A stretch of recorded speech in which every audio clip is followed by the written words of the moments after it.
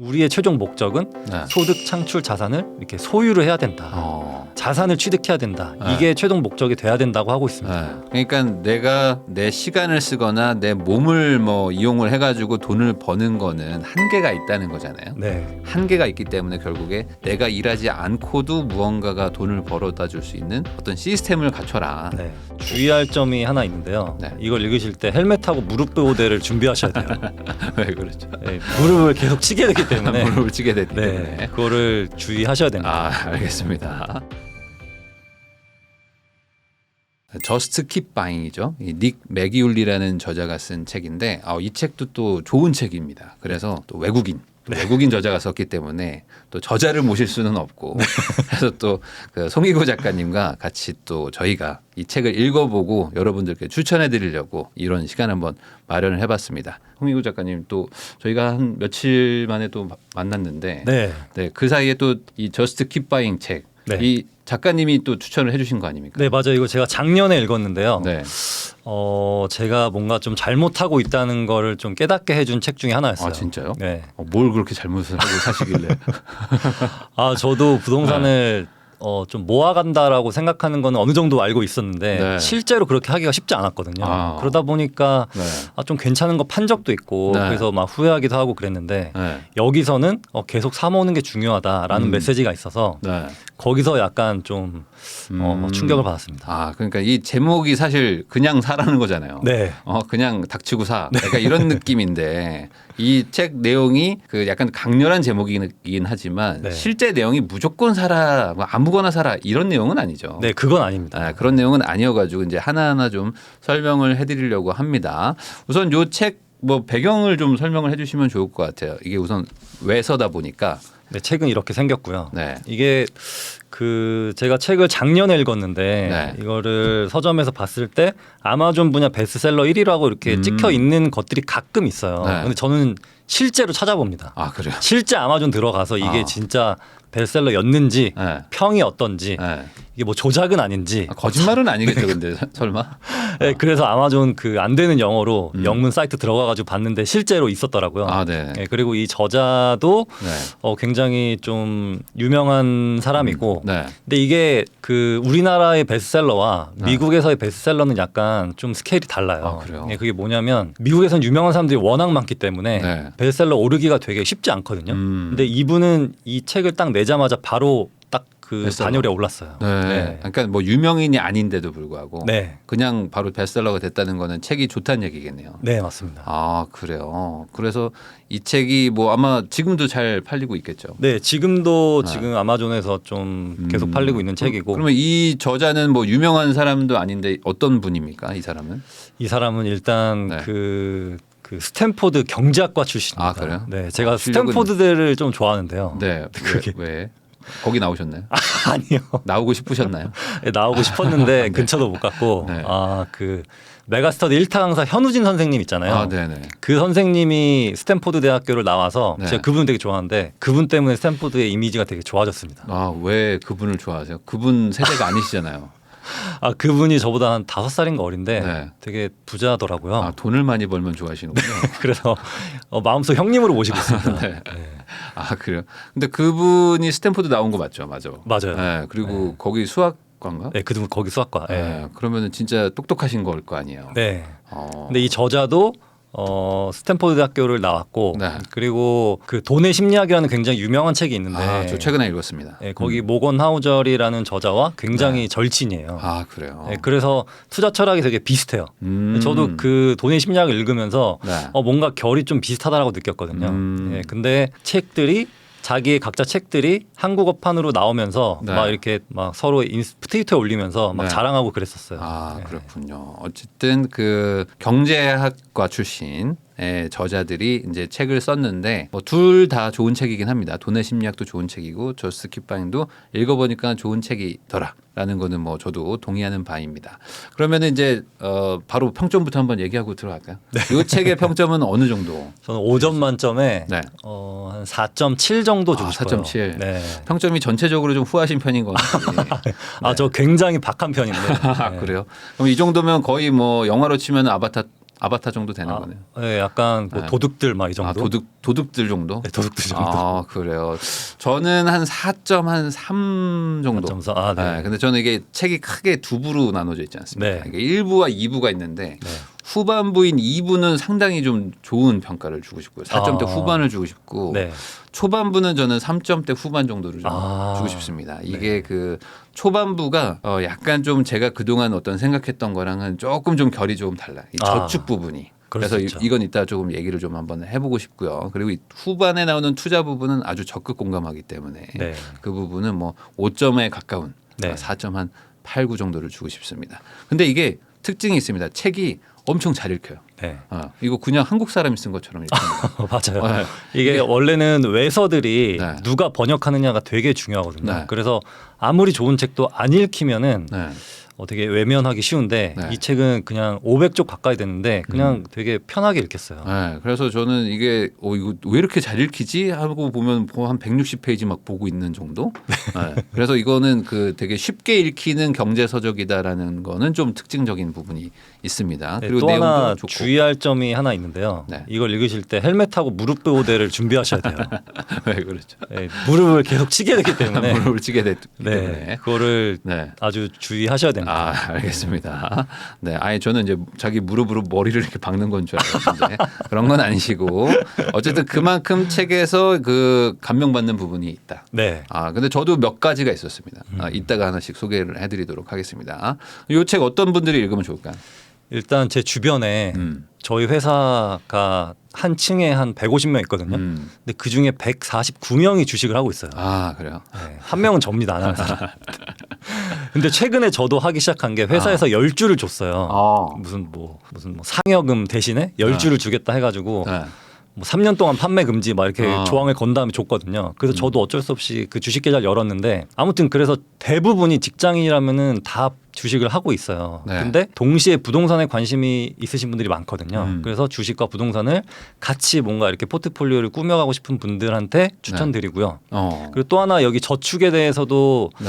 굉장히 좀 강한 메시지를 주고 있는데 네. 이 종잣돈을 좀 빨리 모으시고 싶은 분들 네. 그리고 언제 사야겠는지 잘 모르겠는 분들 그렇죠. 네. 그 부분에 대해서는 명확한 내용들이 있죠. 네. 뭔가 특히 주식을 어떻게 언제 사야 될지 네. 이런 거에 대해서는 명확한 메시지가 있어가지고 그런 분들 한번 보면 좋을 것 같다는 생각이 좀 듭니다. 이 전반적인 구성이 크게 두 가지죠. 저축하고 투자. 네. 이렇게 돼 있는데 이게 무작정 아껴라 그런 내용이 좀 아니어가지고 좀 신선한 건 있었어요. 특히 저축 부분이. 네, 그 부익남님이나 저나 네. 무작정 아껴라. 네, 저는 그냥 무조건 아끼라는 사람인데 그냥 생각하지 마라. 네, 오늘 저 점심도 네. 편의점 CU에 가면은 네. 바나나 5개, 큰 것 5개를 네. 2,100원에 팔아요. 바나나 5개를. 예, 2,100원에 파는데 거기서 SK텔레콤 할인 받으면 1,900원에 살 수 있거든요. 네. 저 그거 5개 먹고 왔습니다. 두 개만 드시지 왜 5개나. 네, 그래서 저도 이번 과소비 아닙니까 지금? 근데 여기서는 또 약간 좀 다른 부분이 있었어요. 네. 네, 그 내용에 대해서도 한번 얘기해 네. 보고 싶습니다. 네, 그 여기에 지금 그 규칙이 많이 나와요. 네. 우선. 네. 근데 그 규칙들 중에서 이제 하나씩 좀 설명을 해보려고 하는데 첫 번째 규칙이 이겁니다. 가난한 사람은 저축을 하고 부유한 사람은 투자를 한다. 이런 내용인데 이게 무슨 내용입니까? 이게 약간 사실 비꼬는 말이 아니고 네. 내가 지금 저축을 해야 되는 상황인지 아니면은 투자를 해야 하는 상황인지 네. 이거를 좀 본인이 아셔야 된다는 건데 네. 내가 지금 100만 원밖에 없는데 네. 내가 이거 100만 원으로 뭐 채권 얼마, 달러 얼마 네. 뭐 이런 거 하지 말고 100만 원 정도밖에 없으면 네. 일단 모으고 봐라 이겁니다. 네.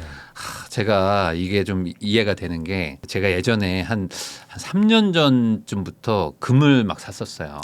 네. 그러면서 이제 저도 이제 금 사면서 저는 이제 제가 하는 투자를 막 이제 유튜브에서 같이 얘기를 하니까 금을 좀 삽니다. 막 얘기를 했습니다. 부동산 상승기니까 그 금으로 좀 해지를 합니다라고 했거든요. 그랬더니 이제 같이 막 따라 사는 분들이 있었던 거예요. 근데 문제는 뭐냐면 이 자산이 좀 어느 정도 있어가지고 리스크 방어를 해야 되는 분들이 금을 사는 건데 자산이 별로 없으신 뭐 예를 들면 1,000만 원 있는 분들 뭐 이런 분들은 사실 월급을 받으면 그걸 다 자산이 손실을 봐도 급여로 다 해결이 되는데 맞아요. 그걸로 금을 막 뭐 몇십 원이래 금을 뭐 몇십만 원 뭐 네. 20만 원 뭐 이렇게 사시고 계시더라고요. 근데 그런 건 사실 의미가 없는 거거든요. 의미 없죠. 그러니까 자산 배분, 포트폴리오를 짜고 이런 것들은 자산이 되게 많을 경우에 하는 것인데 그런 것들을 한다고 되게 신경을 쓰는 거를 하지 말라. 그런 게 이제 이 책에 나오는 거죠. 그러니까 저축을 하는 게 더 중요하다. 이 책에 그 예시 하나 나오는 거 있잖아요. 1,000불, 그러니까 한 100만 원 정도 가지고 주식을 채권을 막 굴리는 거에 네. 하루 종일 막 엑셀 만들고 막 굴리는 그 막 머리 쓰다가 네. 막 피곤해가지고 집에 택시 타고 가고 막 이런 사람 그런 짓을 하지 말라는 겁니다. 근데 실제로 회사에서도 네. 그런 게 되게 많아요. 많아요? 네. 오늘 카카오가 몇만 원 네. 올랐다. 네. 그러면 그거를 이렇게 뭐 수익을 간직하고 있어야 되는데 이거 올랐으니까 내가 뭐 사 먹는다. 뭐 산다. 네. 근데 그 다음날 되면 다 제자리로 가 있고. 네. 이러면은 오히려 마이너스거든요. 그렇죠. 그래서 그럴 바에는 저 같으면은 요새 정기예금이 한 5% 정도 하거든요. 네. 그래서 거기에 차라리 넣는 게 훨씬 낫다고 봅니다. 근데 그런 건 또 재미없어 하잖아요. 맞아요. 그런 것도 느리다고 하고. 그러니까 뭐 하루에 5% 올라야지 뭐 좀 할만하다 싶어 하는데 네. 또 매일 올라가는 것도 아닌데 네. 오르는 날만 또 좋아하고 오르면 또 뭐 사 먹고 네. 빠지면 또 속쓰려 하고 이게 좀 약간 회사원들의 주식 투자 방법이어가지고 네. 그러니까 좀 남는 게 없는 삶. 그러니까 그런 거를 하지 말라는 거죠. 그러니까 좀 내가 아직 저축을 해야 되는 시기, 내가 아직 자산이 많이 없으면은 그냥 그런 거 투자하지 말고 저축을 하라. 그게 이제 룰 넘버 1입니다. 네. 그게 중요하다는 거고. 그리고 두 번째, 세 번째 규칙이 이제 저축과 소비에 대해서 인식이 좀 잘못돼 있다. 네. 이런 내용도 있는데 이건 어떤 내용입니까? 여기는 저희들처럼 완전 뭐 저축에 목숨을 걸어라 이것과는 제가 약간 여기서 조금 달랐어요. 평점 좀 깎았어요. 네, 여기서 조금 깎았습니다. 너무 미국식이야. 너무 아메리칸 스타일. 네. 사실 미국 사람들이 저축 진짜 안 하거든요. 진짜 안 하죠. 걔네는 막 한 10% 하면은 잘하는 거예요. 네. 그래서 여기서 과도한 저축에 대한 스트레스로 미래 투자에 대한 현명한 판단을 못할 수도 있다라고 그렇죠. 했거든요. 그러니까 미국 사람들은 워낙 저축을 안 하다 보니까 네. 조금만 저축을 하려고 하면은 거기에 스트레스 받아서 스트레스 너무 많이 받으니까. 뭔가 부정적인 사고를 할 수 있다. 이거를 제시했습니다. 그렇죠. 막 네. 여행 가버리고 막 해버리고 막 다 써버리고 막 이럴 수 있다는 거죠. 네. 한 20%만 저축하는 것도 힘들 수도 있으니까. 네. 그래서 마냥 막 소비를 줄인다고 해서 부자가 될 수는 없으니까 그냥 어느 정도 적절하게 쓰라는 게 좀 이 룰에 좀 나오긴 나옵니다. 네. 근데 한국 사람들은 원래 좀 저축을 많이 하는 편이라고 하더라고요. 맞아요. 그래도 네. 다른 나라들에 비해서는. 그러니까 한국형으로 봤을 때는 이 책에 나오는 것처럼 하시면은 안 돼요. 안 됩니다. 조금은 더 하셔야 됩니다. 그러니까 한 40~50% 정도 하는 거를 좀 기본으로 생각하시는 게 좀 한국형에 맞는 게 아닌가. 저는 개인적으로 좀 사족을 좀 붙여봅니다. 그리고 여기에 또 중요한 내용이 또 소득을 늘리라는 얘기들이 좀 나오잖아요. 맞아요. 아무리 저축을 한다고 해서 답이 있는 건 아니다. 소득을 늘려야 된다. 이런 얘기도 나오는데 몇 가지 좀 소개를 좀 해주시죠. 소득을 늘리는 거는 네. 5가지가 기본적으로 있다고 하는데 뭐 네. 시간과 전문 지식을 판매하는 것 그리고 기술 서비스의 판매 뭐 이런 건 뭐 이런 뭐 미용사 같은 것도 그런 서비스 그렇죠. 판매 같은 거죠. 그리고 다른 사람 가르치는 거, 뭐 선생님이라든지 학원 강사라든지 제품 판매, 뭐 자영업자들이 제품 판매하는 거고 네. 거기에 종사하는 사람들도 제품 판매하고 있는 겁니다. 그렇죠. 그리고 조직에서의 승진 이거는 모든 직장인들을 얘기하는 건데요. 근데 여기서 말한 5가지는 우리는 현재 우리가 다 이미 하고 있는 것들이에요.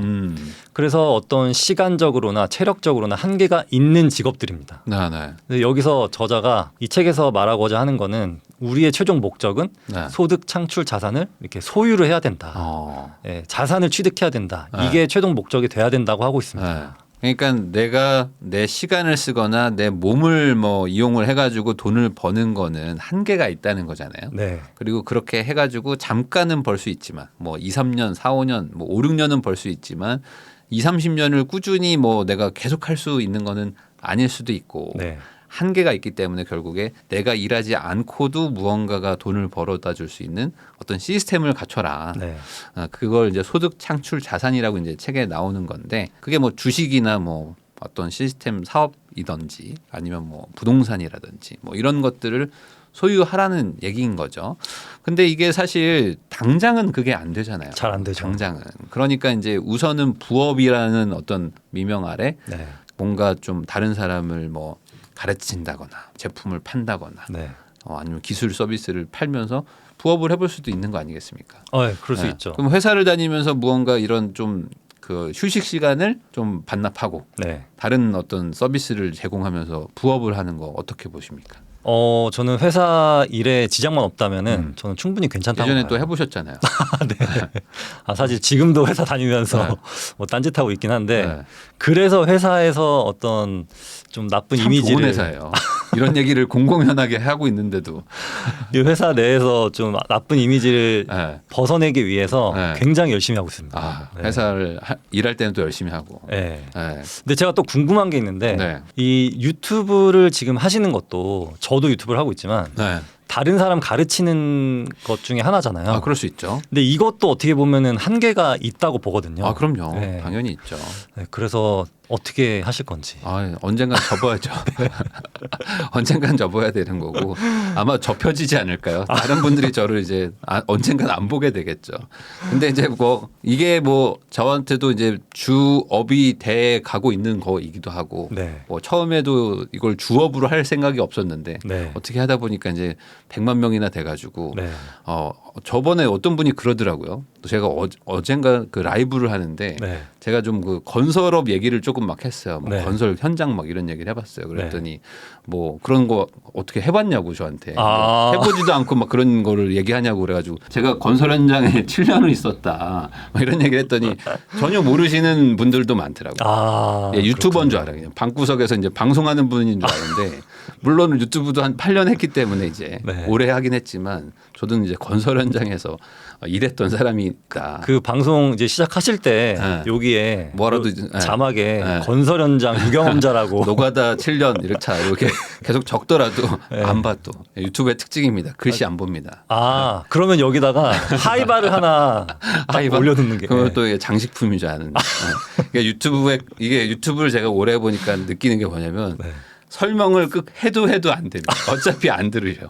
어차피 자기 생각하시는 대로 이해하시기 때문에 항상 계속 말하는 수밖에 없습니다. 어쨌든 그래서 그런 부업을 해서라도 소득을 늘려가지고 소득이 나오는 자산을 사러 가는 게 네. 결국에 마지막까지 가는 그 루트겠죠. 네. 최종 루트를 바라보러 가는 거겠죠. 그런 얘기를 좀 하는 거였고요.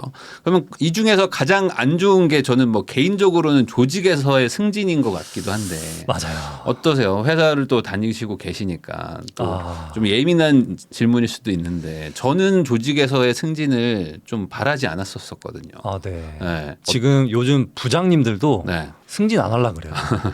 이유가 뭐냐면 좀 말을 좀 편하게 할 수 있겠군요. 다들 원하지 않으니까. 그 임원이 되면은 바로 나가고 또. 이제 계약직이 되잖아요. 네. 그래서 그거를 싫어하시더라고요. 그래서 부장님들도 얇고 길게 가기를 지금 바라고 있어요. 네네네. 네, 그래서 지금 과장도 네. 부장을 되게 싫어하고 네. 뭐 차장도 부장 되기 싫어하고 있습니다. 모두가 싫어하는 지금. 네. 그래서 네. 조직에서 승진을 오히려 지금 꺼리고 있어요. 그리고 또 팀장으로 이렇게 승진한 경우가 있는데 네. 팀장은 또 임원과 팀원 간의 그 사이에서 막 진짜 샌드위치 돼가지고 네. 정말 피곤하거든요. 네. 그 다들 팀장도 안 하려는 분위기입니다. 아 그래요? 네. 그러면은 지금 도대체 누가 되는 거예요? 그래서 억지로 올라가는 거예요 지금? 네, 그래서 팀장 되는 사람은 좀 안 좋아하는 분위기예요. 어머 어떻게 팀장 됐어 막 이런 분위기야. 예전에는 그 승진되면 되게 막 박수 치고 맞아요. 막 승진 턱 쏜다고 막 월급 날라가고 막 그랬었는데 네. 지금은 그런 분위기 아닌가 봐요. 요즘은 위로 파티를 받고 있습니다. 위로예요. 그렇구나. 그래서 조직에서의 승진을 하는 것도 자기 권한이나 책임도 생기는 거는 뭐 맞지만 네. 월급이 그렇게 드라마틱하게 오르진 않거든요. 그렇죠. 거기서 약간 사람들이 네. 일은 많아지는데 네. 월급은 비슷하니까 네. 좀 거기서도 그렇게 원하지 않는 것 같더라고요. 그러네요. 옛날하고 조금 많이 달라진 부분이 좀 그런 것 같아요. 예전에는 승진한다는 것 자체로 되게 의미부여를 많이 했었고 네. 무언가 그 상위의 어떤 권위나 권력을 얻는다는 거를 되게 목적으로 사는 분들도 많았는데 근데 요즘에는 좀 그런 분들은 좀 많이 좀 줄어든 게 아닌가. 사회가 좀 조금 문화가 좀 바뀐 것 같기는 좀 합니다. 그리고 이제 그 네 번째 규칙인데 죄책감 없이 돈 쓰는 방법에 대한 내용도 좀 나오는데 네. 이게 조금 그 신기한 좀 주장이었습니다. 이거 굉장히 신박합니다. 이걸 네. 하면서 무릎을 되게 많이 때렸거든요. 네. 멍 드셨네요. 무릎이 되게 얼얼한데 네. 이게 2배의 규칙을 활용하랍니다. 2배의 그래서 규칙. 네, 내가 10만 원짜리 뭔가를 사면 네. 10만 원치 자산을 사라는 거예요. 자산을 사라. 네. 그래서 10만 원짜리 옷을 사면 10만 원짜리 무슨 뭐 주식을 사든지 금을 사든지 네. 아니면 뭐 소득이 늘어날 수 있는 자산을 사라. 네. 그래서 여러분들이 혹시 지금 뭐 그랜저 새로 나왔다고 네. 뭐 5천만 원짜리 뭔가를 소비를 할 준비를 하고 계시다면 네. 5천만 원짜리 부동산을 사든지 뭔가를 같이 사야 된다고 합니다.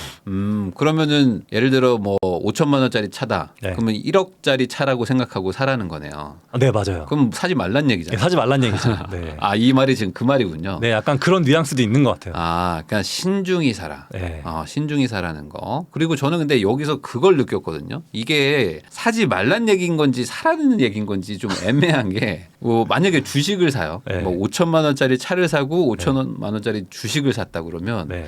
차에서 감가상각 당하고 주식도 만약에 빠지면 어떻게 되는 거냐. 그러면 큰일 나죠. 그러면 이제 인생이 진짜 이거 갑자기 이게 과연 좋은 돈 쓰는 방법인가. 네, 그래서 저는 이게 이렇게 한국형으로 해석한다면은 그만큼 그러니까 2배만큼 돈이 들어가는 비싸다고 생각하고 그 심사숙고하라는 걸로 좀 해석하면 좋을 것 같다. 네.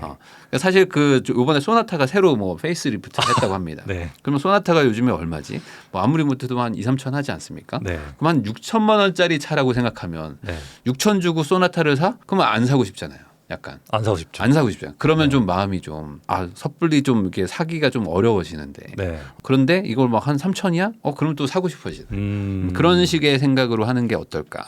그리고 제가 최근에 네. 제 아는 어떤 형님이 네. 자기가 포르쉐 네. 전기차를 타고 있대요. 근데 그게 안 탄다고 저한테 사라는 거예요. 네. 너 차 완전 썩었으니까 좀 사라. 네. 그래서 얼마인데요? 하니까 1억 5천이라는 거예요. 1억 5천. 그래서 이 책을 그때 보고 있었을 때였거든요. 네. 그러면 내가 3억을 써야 되네. 그래서 안 샀습니다. 네. 근데 이 책 안 봤으면은 네. 되게 흔들렸을 것 같아요. 그래요? 네. 요즘에 1억 5천? 네. 이게 왜냐면 웬만한 차들이 막 다 네. 7, 8천 하니까. 그렇죠. 포르쉐인데 1억 5천인데 이 형이 원래 이거 2억짜리인데 5천 싸게 주는 거야라고 제가 막 흔들렸거든요. 그렇죠. 그렇죠. 그리고 최근에 제 차가 네. 가다가 길에서 한번 섰어요. 네, 그래서 좀 가족들이 약간 위험한 상황이 있었는데 네. 그래서 좀 더 혹했던 것 같은데 네. 이 책이 저를 살려줬습니다. 네, 그러면은 꼭 포르쉐가 아니더라도 차를 바꿔야 되는 상황 아닌가요? 이 정도면 길에서 쓸 정도면 이제 네. 아빠 좀 이제 그만 차 좀 바꾸자 이 정도 말이 나오는 정도 아닌가요? 그래서 요새 무슨 소나타 새로 나왔다 그래서 그거 한번 좀 알아보려고 하고 있습니다. 소나타 정도로 가시게요? 네네. 좀만 더 쓰시죠. 이 정도는 좀 써도 될 것 같습니다. 제가 어떻게 좀 아내분을 좀 만나봐야 될까요? 최소한 그 그랜저라도 좀 그랜저 한번 보겠습니다. 그랜저 정도는 가셔야 되지 않을까?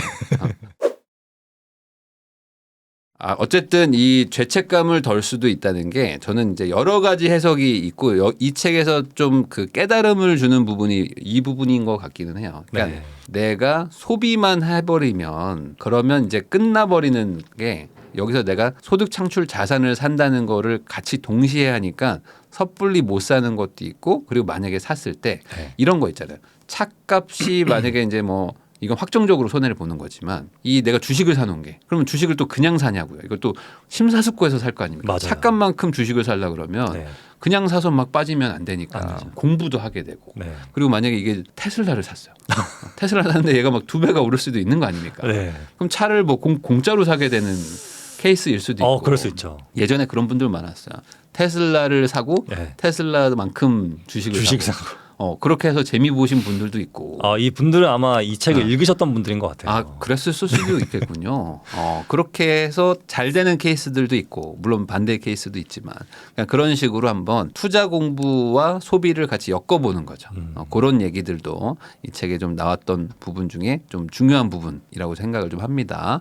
6번째 규칙은 좀 대출 얘기입니다. 대출 중에서 또 좋은 대출에 대한 설명을 하고 있는데 이 부분 좀 한번 구체적으로 얘기를 해 주시죠. 일단 이 책이 미국 베이스이기 때문에 미국에서는 그 대졸자랑 고졸자가 네. 평생 소득으로 한 8억 정도가 차이 난대요. 아, 8억. 이거 꽤 비싼 돈이죠. 엄청난 차이죠. 예. 근데 학자금 대출은 사실 1억이 안 되거든요.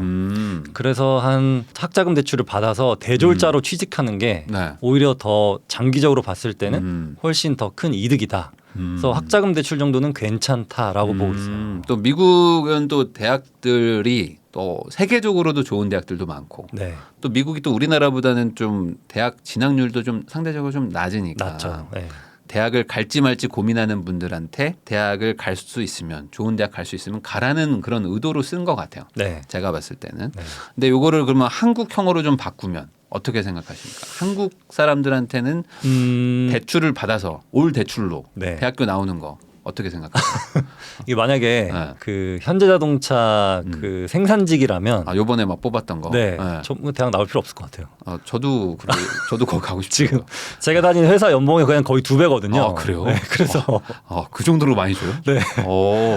그래서 저라면은 안 갈 것 같은데 근데 그게 만약에 보장되어 있지 않고 네. 내가 정말 뭐 어디 증권사라든지 뭐 정말 대기업의 좀 뭐 전략실 막 이런 데서 일해보고 싶다 하면은 그 사실 대학 졸업장이 필수거든요. 네. 네, 그래서 그런 경우에는 네. 좀 더 이런 학자금 대출은 필요하다고 봐요. 네, 그리고 실제로 정말 고소득자 분들은 대부분 대졸자들이 많습니다. 아무래도 그렇죠. 네. 근데 이제 대학교도 어느 정도 좀 전략적으로 좀 선택을 해야 될 필요성이 있는 게 예전에는 대학교 졸업장 그러니까 대졸이냐 아니냐로 좀 많이 중요했다면 이제는 과도 중요하잖아요. 과도 중요하죠. 학교도 중요하지만 과도 중요하기 때문에 이제는 정말 좋은 학교에 좋은 과를 나올 수 있는 어떤 뭐 점수라든지 내신으로 해서 내가 정말 이제 그 직업을 얻을 수 있는 대학교를 가기 위해서 대출을 받는 거는 좋을 수도 있는데 네. 그냥 나는 뭐 그냥 고졸은 아니잖아 해가지고 그냥 뭐 아무데나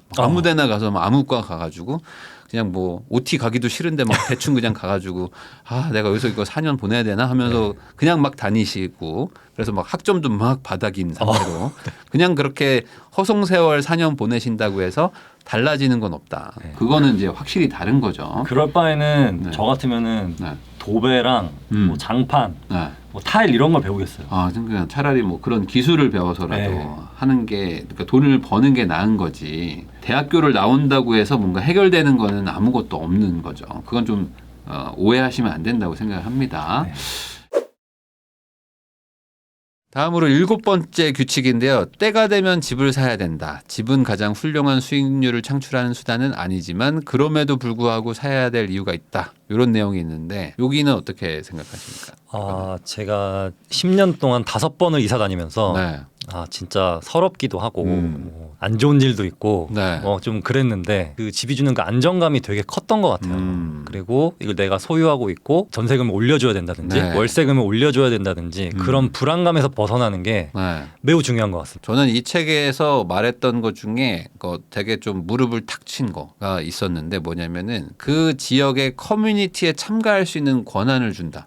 저는 그 부분이 되게 좀 와닿았거든요. 네. 이게 무슨 소리냐면은 전월세를 살아보신 분들이 특히 느끼셨을 수도 있는 게 이 매매로 산다는 것 자체, 특히 실거주를 한다는 거는 그 지역에서 한 5년, 10년 정도 살 생각이 있으니까 그 집에 실거주를 하는 거거든요. 그러니까 아이도 그 동네에 아예 전학을 시켜가지고 학교에서 친구들을 만들어 주겠다는 마음이 있으니까 실거주를 하는 건데 그러면 그 지역의 커뮤니티에 들어가겠다는 약간 각오도 있는 거거든요. 맞아요. 근데 약간 전월세로 들어가면 물론 이 동네에서 내가 5년, 10년 전세나 월세로 살 수도 있지만 아무래도 그 동네에서 실거주 하시면서 매수해서 사시는 분들이 보기에는 전월세 사시는 분들하고 아주 깊게 친해지지 약간 못하는 그 무언가가 있습니다. 네. 약간 좀 멀어지는 게 있긴 있더라고요.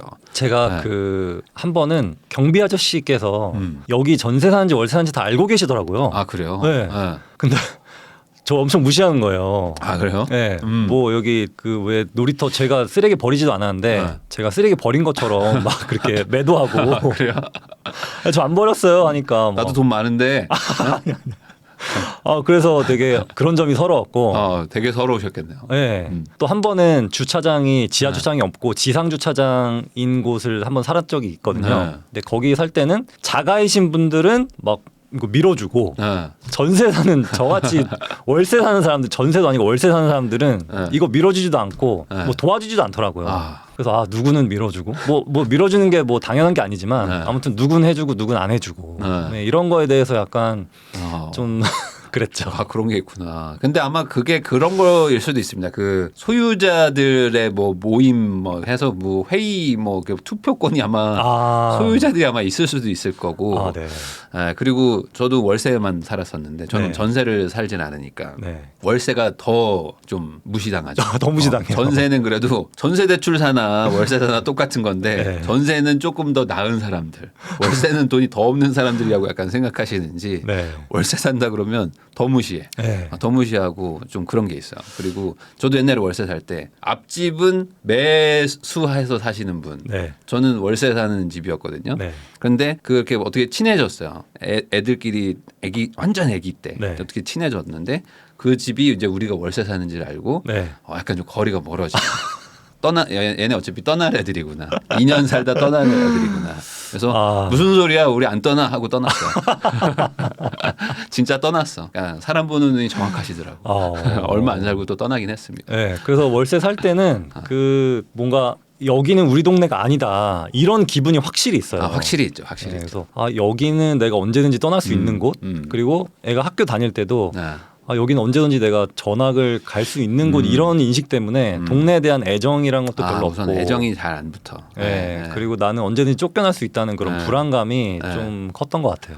맞아요. 그리고 이제 아이들도 그거를 모르지 않더라고요.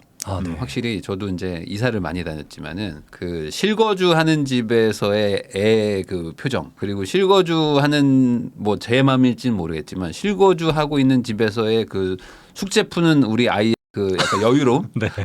그게 좀 달라.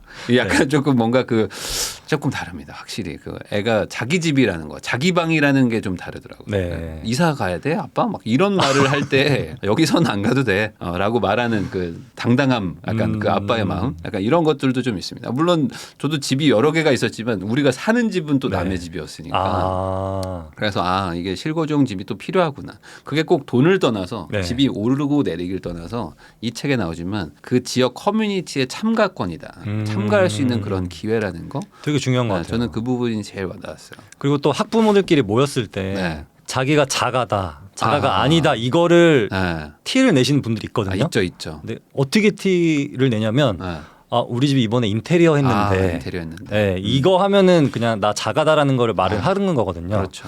그래서 그때도 제가 저기 강동구 월세로 살 때 저희 집이 신축임에도 불구하고 약간 좀 상태가 안 좋았어요. 근데 아이 친구의 부모님이 저희 집 인테리어 했는데 뭐 어쩌고저쩌고 거긴 인테리어 어떠세요? 막 이렇게 물어봤거든요. 저는 그때 아무 말을 못 하고 있었죠. 근데 그때 아마 상대방 부모님께서 아마 눈치챘을 거예요. 쟤네 자가가 아니구나. 라고 하고부터 약간 제가 왠지 위축이 되더라고요. 아이한테도 괜히 미안해지고 그런 게 있었습니다. 맞아요. 그 인테리어를 막 물어보는 사람들이 있어요. 그러면은 확실히 자기가 자가라는 거야. 자가인 거를 티내려고 인테리어를 막 물어보는 거고 그러면은 상대가 대답을 하기가 좀 뭐하죠. 그러니까 그 커뮤니티, 그러니까 인테리어까지 했다는 거는 이사 갈 마음이 없다는 거니까. 근데 그거 좀 이해가 되는 게 그렇게 해서 상대방도 만약에 인테리어 하고 계속 사는 사람이면 이제 진짜 친해지고 싶은 거죠. 안 떠날 사람들이니까. 그런 사람들을 또 찾고 있는 거기 때문에 이걸 마냥 욕할 수는 또 없는 부분도 있습니다. 또 그래서 이사 가셨잖아요, 또. 맞죠? 또 거기서 강동구에 또 이사 가셨잖아요. 결국에는 자가로 이사 갔습니다. 그러니까 또 이게 또 어쩔 수 없는 또 부분도 있습니다.